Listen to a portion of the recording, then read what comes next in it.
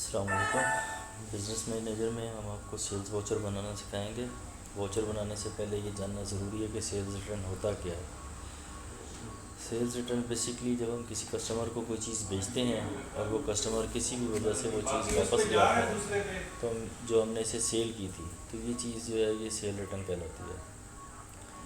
Cell return को software में record करने के दो तरीके हैं। एक ये इसकी शॉर्ट की F2 है। आप F2 प्रेस करेंगे तो आप सेल रिटर्न वाउचर में चले जाएंगे और उसके बाद इस ट्रांजैक्शन को रिकॉर्ड कर लेंगे। दूसरा तरीका ये है कि आप ट्रांजैक्शन में आएंगे, ट्रांजैक्शन में आने के बाद आप सेल रिटर्न वाउचर को क्लिक करेंगे तो आप सेल रिटर्न वाउचर में एंटर हो जाएंगे। सेल ट्रांजैक्शन में और F2 में एंट्री करने के बाद जब आप वाउचर को ओपन कर लेंगे तो उसके बाद मेन चीज़ आएगी आपकी पार्टी की सिलेक्शन।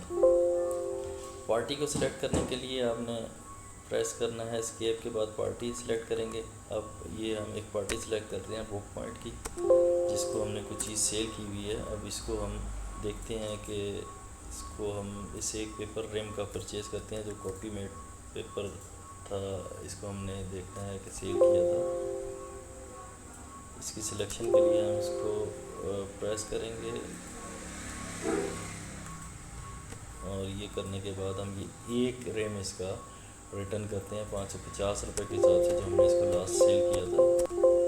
ये हो गया तो कंट्रोल एंड करके हम इसके इस वाउचर पर आ जाएंगे जो यहाँ पर कैश पेड के कॉलम में हमारा कर्सर आ जाएगा जो ट्रांजैक्शन एंड होनी है जहाँ पर। अब इसका बैलेंस 5,500 रुपये का यहाँ पे ऑलरेडी शो हो रहा है हमारे पास बुक पॉइंट का।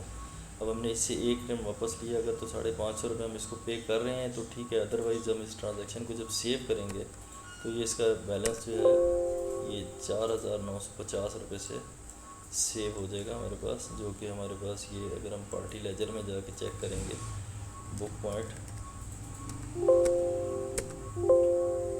4,950 रुपये ये बैलेंस अब इसका यहाँ पे है। तो इस तरीके से ये सेल रिटर्न की ट्रांजैक्शन हमारी रिकॉर्ड हो जाएगी। ये थी क्रेडिट की। और सेम उस पर जब हम जाएंगे सेल रिटर्न वाउचर पर और सेल रिटर्न वाउचर में हम यहाँ पे कैश सेल को सिलेक्ट करेंगे।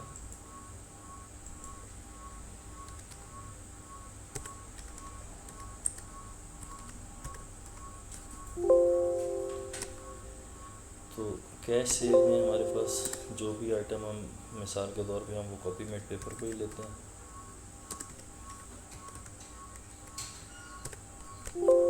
इसमें हमने कोई आइटम सेल नहीं हुआ वो हमारा कैश से।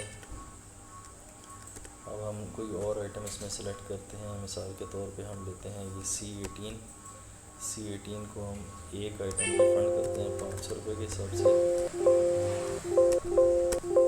कंट्रोल एंड और इसको 500 रुपये हमने पे किया, ट्रांजैक्शन सेव हो जाएगी हमारी। तो इस तरीके से ये हमारी सेल रिटर्न कैश की ट्रांजैक्शन रिकॉर्ड हो जाएगी।